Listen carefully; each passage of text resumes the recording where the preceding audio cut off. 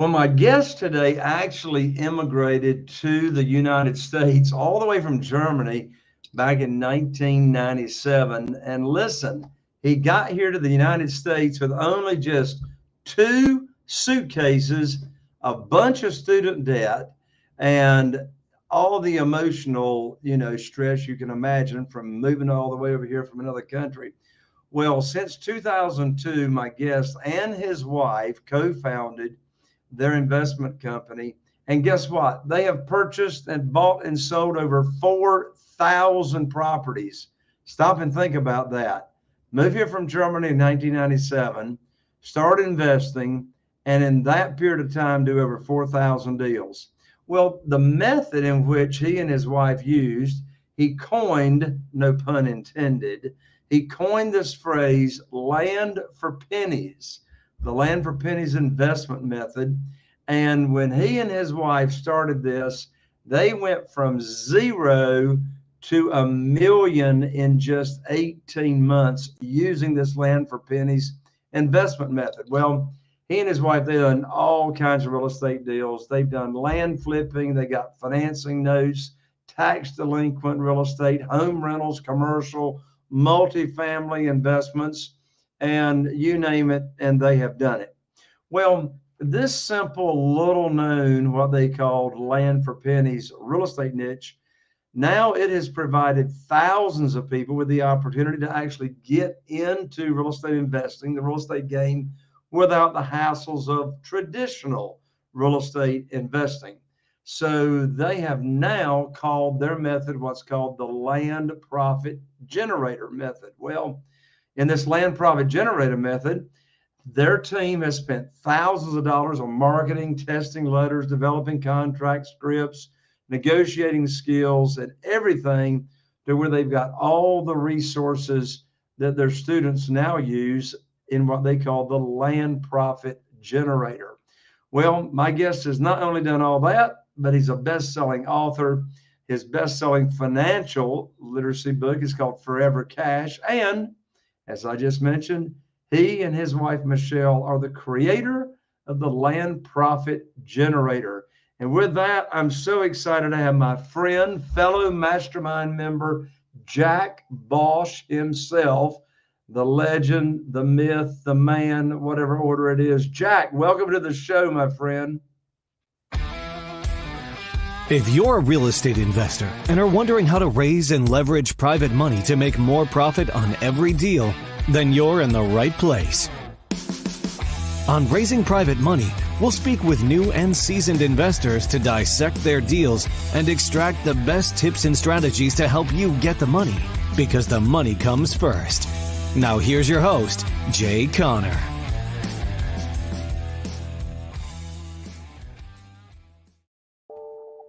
Well, Jack, here's the deal. I mean, you move here from Germany.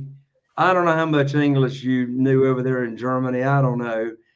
You still got a pretty cool accent. But anyway, you move over here from Germany in like a very short period of time. You and your wife, Michelle, you sell over 4,000 properties. What's the secret, man? How do you like get here with two suitcases to your name and you buy and sell over 4,000 properties? What's the secret sauce, man? Well, first of all, thank you for having me, Jay. It's always wonderful seeing you. We've known each other for several years, so it's always a pleasure when we hang out, when we get to see each other. You're so positive, such a fun guy to be around. So it's my honor to be here. So why land and what's the secret sauce? Well, we stumbled into this just by accident. I mean, we again, you can hear from my accent, I still sound like Arnold, but to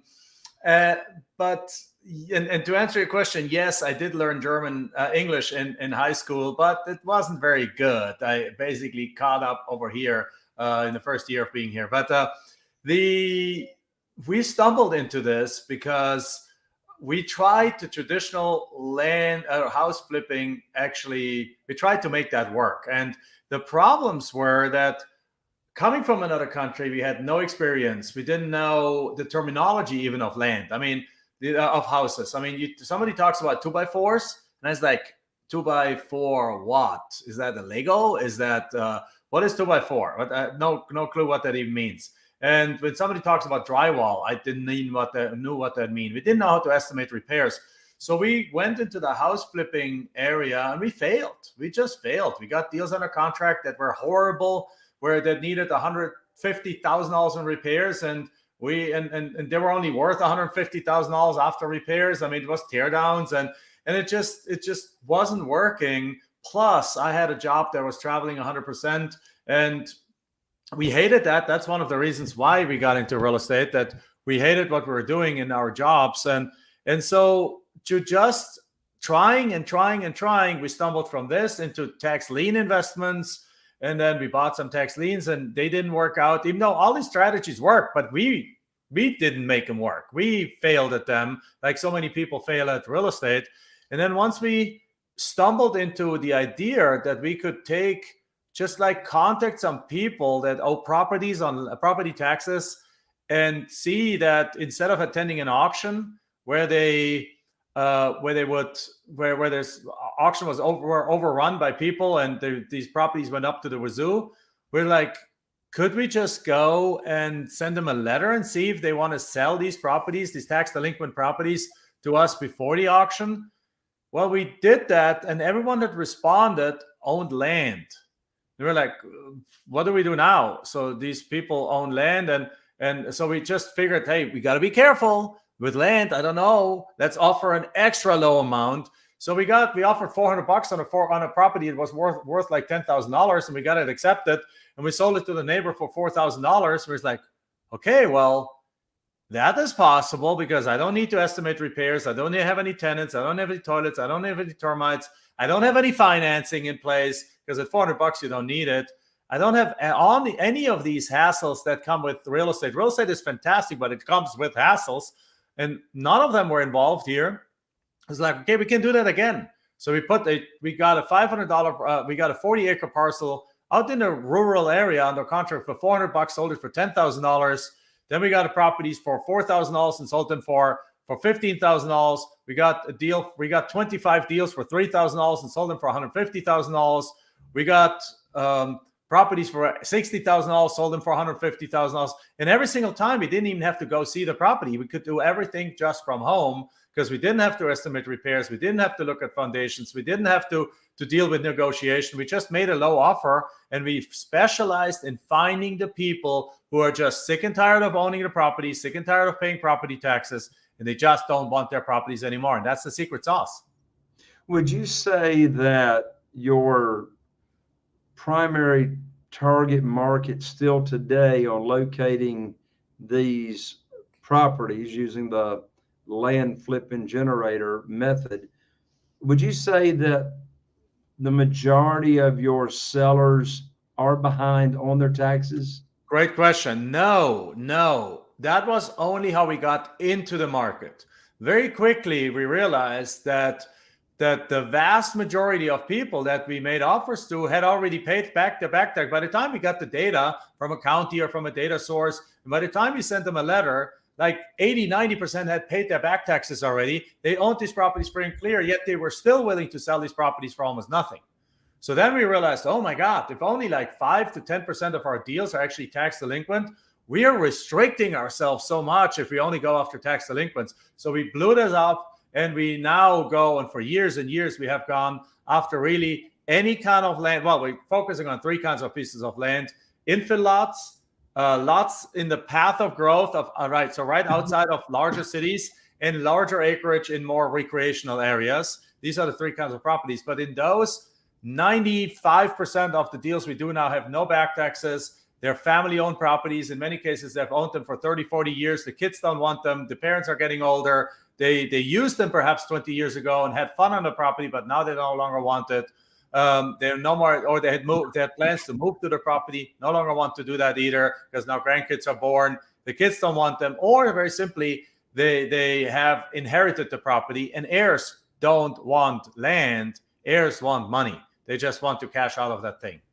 So yes, 95% of our deals are not tax delinquent. That's only how we got into it, because we went from house flipping, we couldn't make it work, to tax liens, bought some tax liens and tried to buy some tax deeds. And then we had the thought that, hey, let's send them a letter to see if they want to sell. Instead of letting their property go to auction, they want to sell. And from there, we then realized that by the time we sent these letters, most people had paid their back taxes already. So we're dealing with free and clear properties that they just written them off, just like garage sale mentality. They're just like, no, I want it. I want to settle my estate. My kids don't want it. I don't want it. Or the kids have inherited it. And they're like, yeah, I just want some money. Makes a lot of sense. Jack, you and I have been friends for a long time. You know, my niche is raising private money. I raise private money primarily for single family houses, but you know, you can raise private money for any kind of real estate, commercial, apartments, self-storage, land, even, as a matter of fact. I'm just curious though, has private money been a part of your real estate investing career along the way? So for the actual land flipping, we were blessed and lucky that we never needed to use private money. But that is just probably a coincidence, or probably we walked past a bunch of deals early on because we didn't even know such a thing like private money existed. Again, coming from Germany, different culture, different way of building, different way of thinking. We didn't even know that these things exist. So did we potentially walk by deals that we could have gotten and could have locked down and could have used private money? Yes. So what we see now that we teach this now too, we teach this, we have hundreds of those students around, or thousands of students around the country that do this successfully. We see that sometimes students come across the following kind of scenario. They come across a $300,000 piece of land that they put under contract for $100,000, or let's say $120,000, and they want to sell it. So they put it up for the market for, let's say, $230,000, and they find a buyer. But that buyer wants to do a seller financing kind of deal. They don't want to pay $230,000 in cash. So that buyer says, well, I give you $50,000 down, but the rest I want to finance. Well, private money could come in very, very handy in this case. Number one, to allow that student to buy that property and just lock it down. Because when you buy it and lock it down, you don't have to sell it for $200 or $230. You can sell it for $300. It might take a little bit longer, but you sell it for full market value. Secondly, if by doing it, then selling it as a seller financing kind of structure, you can now develop a structure that perhaps you pay your private money from the proceeds there. Or what you can do is you can age the loan for the note for a little bit and then sell that note for perhaps $180,000 and then pay your private money off very quickly. There's many different ways that you can do creative financing in land, and sometimes private money is very, very useful for that. Or sometimes private money can also be used if you have a true trust relationship with somebody that somebody says, you know what, I'm going to just, we have students do that. They have from friends and family, they raised, let's say $100,000, and they use this $100,000 to buy properties outright. So they're taking $10,000, because typically we're dealing in the about $10,000 market value to $300,000 market value space. So you might come across somebody that says, hey, I want to give you this property, but I'm agreeing to your price of $20,000. And let's say the property is worth $80,000. But they really need to close quickly for some reason. Well, if you don't have 20 grand, if you have friends and family give you 20 grand to buy that deal, now you own it, and now you can put it on the market without a rush for $50,000, which is still almost half price, and sell it, make it quick to $30,000, and pay your private money back. You could even do a split with the private money. You kept the private money be your money, your equity partner, your money partner. So yes, there's lots of use for private money in land flipping. Having said that, 97% of our students, they do what's called assignment or double closes. So in essence, they flip properties very quickly without ever using any of their own money. So our typical student doesn't use private money, but what I see it being used again and again is once this student goes from a beginner to an advanced student, and they see that they could perhaps take a deal and split it. Like one of our students took a deal that she could get for $50,000 and she could have sold it for $80,000. So in this case, she would have done a double closing or assignment, made $30,000. But in this scenario, what she saw is that this is a lot right on the street. So she actually bought the property for $50,000. She actually used private money for that. She borrowed from somebody $50,000, bought the property, then subdivided the property into 10 pieces, and then sold the 10 pieces to a builder for a $300,000 profit. She might have not been able to do that. She was fairly early in her investment stage. She might have not been able to do that with her own money yet, because she might have not yet had $50,000 on the sideline. So private money can be tremendously useful to make more complex deals happen, or a little bit more involved deals happen.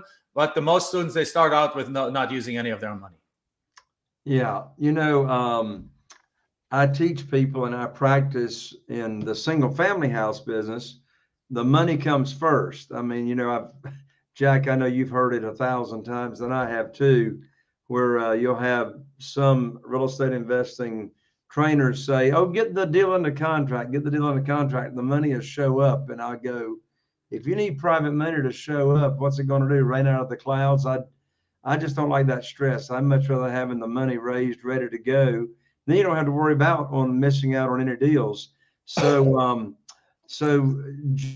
I agree with you on that. Jay, because like what I found, if I go back in my own experience, if I would have found the greatest deal in the world, let's say $1 million house for $100,000, I would have not known where to get the money from, right? So the thing is, yes, the money will come when you get the right deal, but the money will only come if you already have the right relationships with the money, right? So I 100% agree. You've got to build the money relationships first. Like we have a multifamily deal. We also do multifamily deal. We have a multifamily deal under contract that right now that we're probably about $1 million short in raising money for right now. And it's not because we can't raise the money, but we're raising two deals at the same time. So we put all our effort on one deal right now, getting that deal closed, and then we're raising money on the other one, but it's closing within like 2 weeks of each other.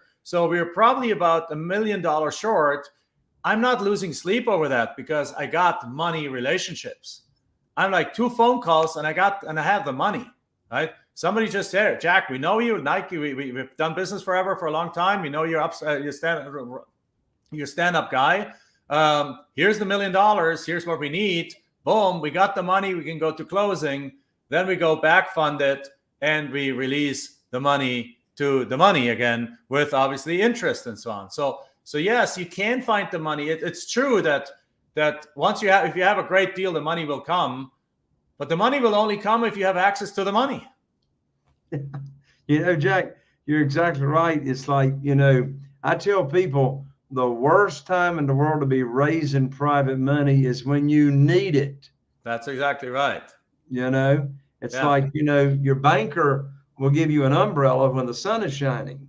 Right. So it's like, I want to have my money relationships in place. And speaking of money relationships, I'm so excited, Jack. I just finished writing my recent private money guide, and it's free for you that is listening. You can download it for free. The name of this private money guide will get you on the fast track to private money, doing business with individuals, how to locate them, what to say to them, how to get them chasing you, and you never have to ask them for money. You simply learn my private money program and teach it to them. You can download it for free at www.jayconner.com/money guide. Again, you can download it. The name of it is 7 Reasons Why Private Money Will Skyrocket Your Real Estate Investing Business and Help You Build Incredible Wealth. Download it for free right at the end of this show at www.jayconner.com/money guide to get you on the fast track to private money. Jack, as we mentioned before, you and your wife, Michelle, are the creators of what's called the Land Profit Generator Method. First, let's go and give everybody that website as to how people can learn in detail about the Land Profit Generator Method. That is www.landprofitgenerator.com. That's landprofitgenerator.com. But Jack, take a few minutes and just walk us through. Give us at least a 30,000 view. What are the steps? Step one, step two, step three. How does this, or what is it about the land profit generator method? What is it? How does it work? How do you go from here to there to make money? Okay, would love to. Thank you very much. I'll do that. So the first step is, again, we focus on three kinds of properties. We focus on infill lots. So think about a street, 35 houses, one empty lot. The houses are worth $500,000 a piece. The lot is worth about 25% of that, which is about, what is that, $125,000 or so. And so you can get a deal like that under contract, let's say for $60,000 or $70,000. Let's say 70, and you sell it to a builder for 95, you make $25,000. The builder is excited because at that price point, even today, they can still build, they can make money, and they can sell these properties.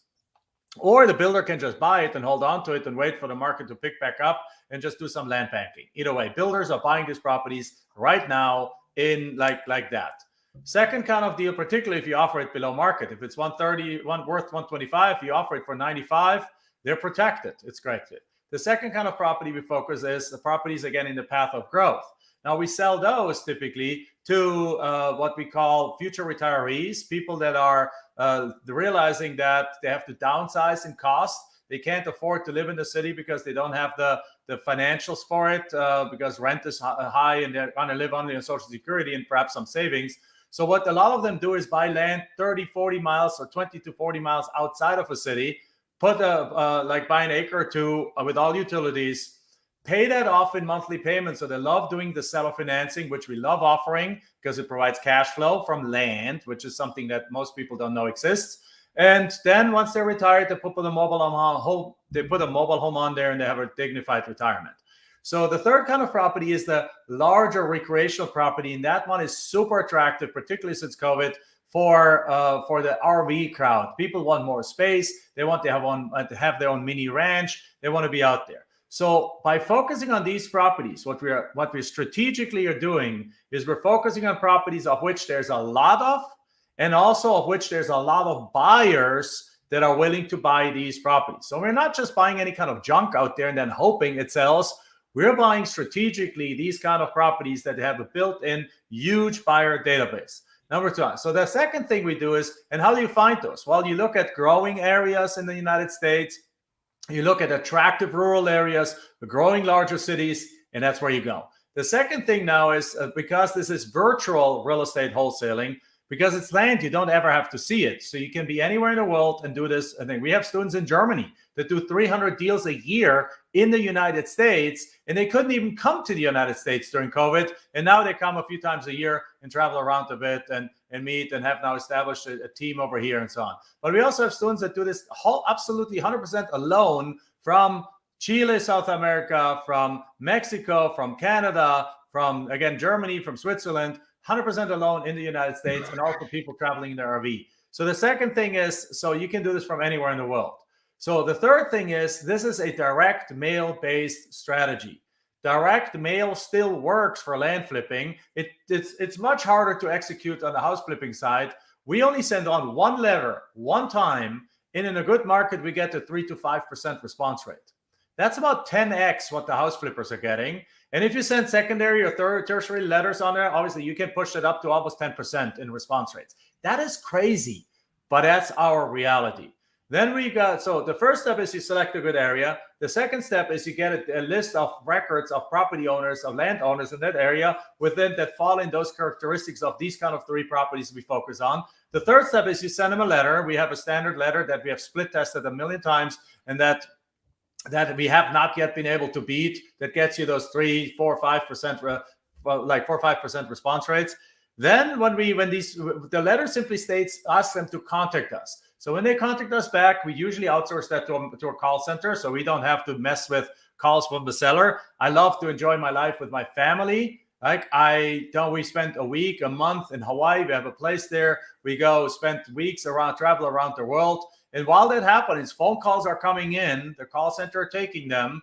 And then what you do is you do a little bit value analysis. It's very simple, because all you need to do, find out the ballpark value. You use sold comparables, or you can sometimes adjust by size. You use assessed values. There's 5 different simple ways that you find the value of the property. And once you're used to it, it shouldn't take you more than 2 to 5 minutes to get to a pretty accurate valuation of that property. And then you make an offer. Again, our offer is very important. We sent those offers out by mail again. So we don't sit down at a kitchen table and use all kind of psychological tricks to actually make to wrestle the people down in the price. We simply establish an offer, and typically our offers are between 10 and 45 cents on the dollar.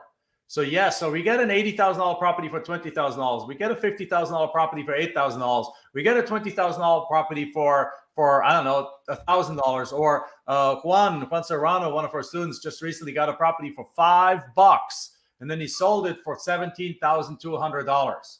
And that's kind of the deals. And then we sent these offers out because we're targeting what we call the non-wanters. The non-wanters are people who just written these things off. They have this garage sale mentality. Again, they're heirs, all the things I covered already. They accept the offer, and then we go sell these properties either to realtors or by using social media like Facebook Marketplace, Facebook groups, Craigslist, Zillow. You can put properties on Zillow even if you don't technically own them yet, right? Realtors do it all day long, but you can do that too. And our contract gives us the right to market the properties. We have a long time that before we have to close on these properties. We get to back up. We have a provision in our contracts that allows us to back out anytime for any reason. So all these different things make this pretty much fail-proof, because the worst case scenario is you estimate a property's worth $50,000. You get it under the contract for 10, and you find out you were wrong. It's only worth $12,000. You cancel the deal.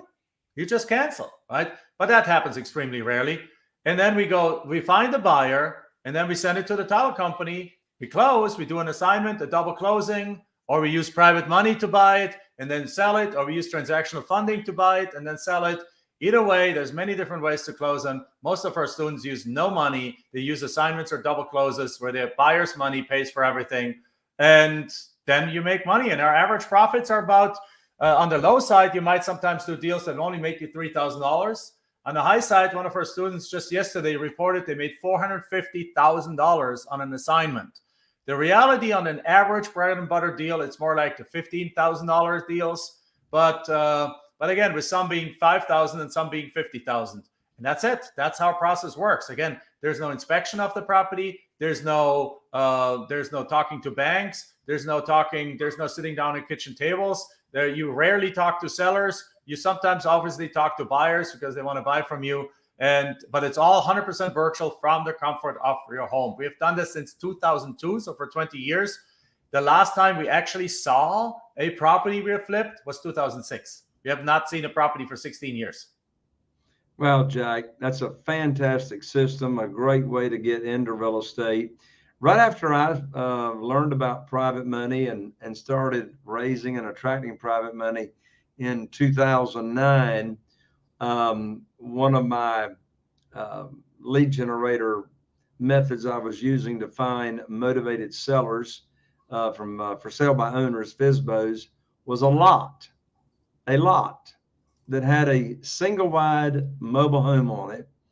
And it was on marshland overlooking Bogue Sound off of Highway 24 near where we live. Anyway, now if I hadn't had private money, I couldn't have done this deal. But here's the point of my story.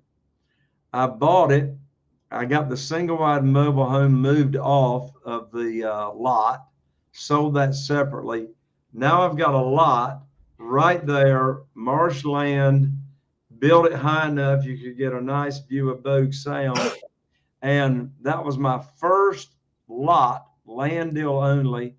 I profited $225,000. And I tell you what, Jack, I remember thinking to myself, I sure do like the rehab process on these lots. Let me tell you. I love those too. Those rehab processes are the best thing ever because they're exactly zero effort. Yes. Well, I love your method, Jack. I love your integrity. I love your spirit. And I love your giving back servant's heart, where you've taught thousands of students across the United States, internationally, how to do the business whether they have private money or they don't have private money, using your land profit generator method. And one more time, you can get in touch with Jack and his team at www.landprofitgenerator.com. And you for sure want to check out Jack and his team. Jack, thank you so much for joining me. I hope I get to see you at one of the masterminds that you and I are a member of soon. I know we got one coming up here over the holidays, so I hope to see you in person. But thank you so much for joining me and sharing your expertise today. Thank you very much for having me. And yes, I'll be at that one. So we'll see each other in person in a few weeks. Sounds good. Well, there you have it, my friend. Another episode of Raising Private Money. I'm Jay Conner, the Private Money Authority, and your host. And I need your help. I need you to think of just one person in your circle of influence that would enjoy and benefit from this episode, and share this episode with them. If you happen to be listening on iTunes, you know they recently changed it. Go up there in the upper right-hand corner. There's 3 little dots. Click on those 3 dots and follow. Just click follow. And I don't want you to miss out on any of our upcoming amazing episodes of Raising Private Money. Here's to taking your business to the next level. And we'll see you right here on the next Raising Private Money with Jay Conner. Are you feeling inspired by the knowledge you gained in this episode? Then head over to jconner.com/moneyguide. That's jconner.com/moneyguide and download your free guide that shares 7 reasons why private money will skyrocket your real estate investing business right now. Again, that's jconner.com/moneyguide to get your free guide. We'll see you next time on Raising Private Money with Jay Conner.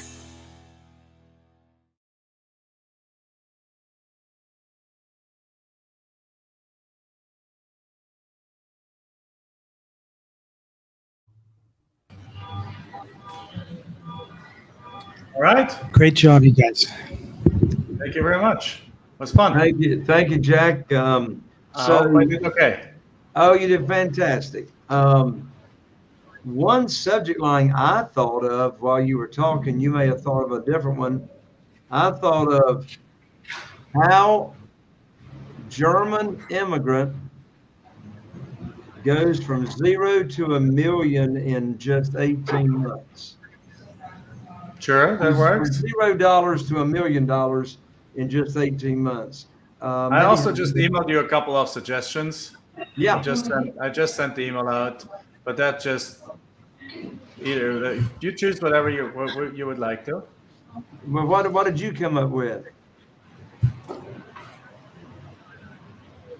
What I came up with, or Yeah. I have to look at my sent emails now because I just sent it out.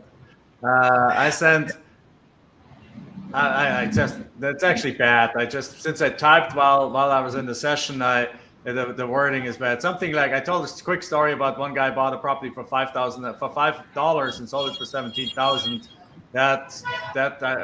My email deadlines, if I put this big contracts into an email line, they usually do well. If I say like, bought for $5, sold for $72,000, they're like, well, $17,000. They're like, what? I want to know what that is. But I like this German immigrant makes $1 million in 18 months. That's just as curiosity inducing. I like that too. Yeah, I agree. Well, I like the $5 and $17,000. How you just pick, guys. I tell you what, Scott, Jack's got to go to the dentist appointment, so we're going to let him go. Scott, let me let you play with the subject line, and I'm going to work on the new intro based off of the interview we just did. All right. Thanks, Jack. Great job. All right. Thank you very much, guys. Yeah, I was talking about CG, so I guess I'll see you at CG. Yeah, I RSVP'd. I'm going to book my flight probably tonight, and I have the hotel already. So, yeah, I'll be there this time. I look forward to seeing you in person, my friend. Thank you. Thanks. All right. Bye, guys. All right, Scott, I'll let you think on the subject line. I like the $5. You know, how German immigrant turned 5. No, that was his student. $5 into 17,000. How German immigrant went from went from $0 to $1 million in just 18 months. I don't know. That's pretty vague. I'll let you think on that while I write the intro. Okay.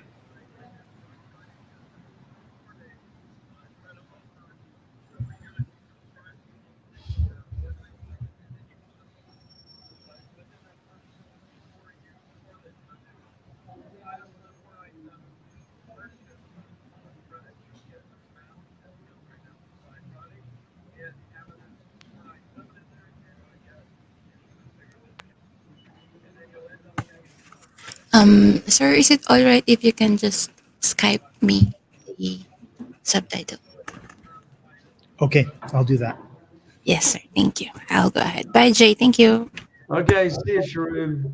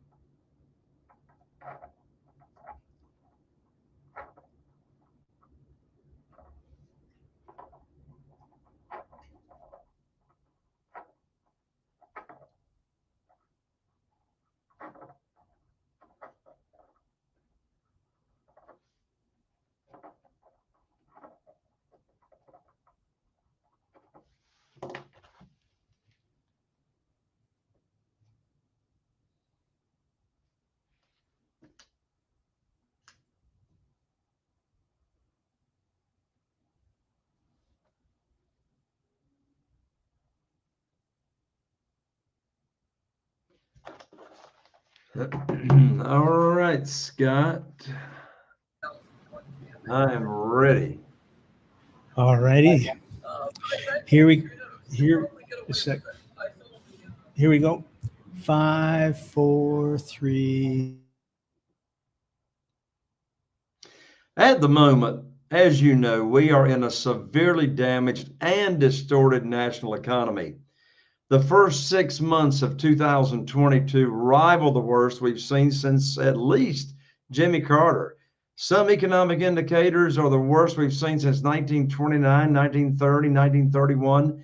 And on top of that, the Dow Jones has had the worst first half of a year in 30 to 40 years. And on top of that, the labor market is tight. It makes it hard to hire who you want, and it's even tougher to keep them. On top of that, some businesses are still dealing with supply chain issues. We're all dealing with the overarching inflation monster. Average inflation to businesses is hovering at 11 to 12%. Mortgage rates, as you've heard, have now tipped over 7%. And all indications are that it's going to get worse before it even gets better. So I shouldn't have to tell you that we're in a tough place, but let's talk about tough places and tough times. How do you leverage your time? How do you make big profits in uncertain times? Well, here's the answer. It's in real estate, and it's by using private money in your real estate business. Right now, foreclosures are at an all-time high. They're up 219% year to date over last year. Talk about opportunities to make a lot of money by helping a lot of people. Well, let me tell you, you're going to hear about that from my guest today. My guest is a good friend, Jack Bosch. And in this episode, this German immigrant came to the United States with only 2 suitcases in his hand. And he went from $0 to over $1 million in real estate in just 18 months. Well, how in the world did Jack do it? Well, he did it by doing deals like turning $5 into $17,000 in profit within 60 days on just one deal. Well, in this episode, you're going to learn how to do real estate with none of your money. So let's dive in with my guest right now, Jack Bosch. Good. A little long, but we talked about the pain first. Can I get you to say, because what's going to happen? No, that's okay. I'm sorry, I got mixed up. That's perfect. No, I'm glad it's perfect. All right.